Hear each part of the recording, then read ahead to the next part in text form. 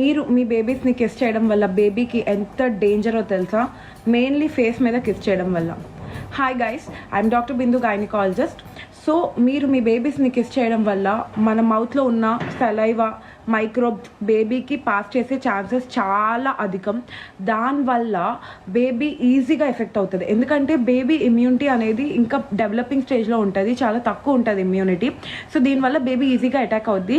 Mainly దాంట్లోని మనం RSV అంటే రెస్పిరేటరీ సిన్సిషియల్ వైరస్ని స్ప్రెడ్ చేస్తే బేబీ చాలా చాలా సిక్ అయ్యే ఛాన్సెస్ ఉంటుంది.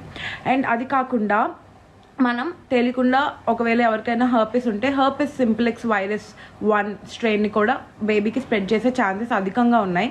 సో అందుకని బేబీస్ని మెయిన్లీ ఫేస్ మీద కిస్ చేయడం ఆపండి.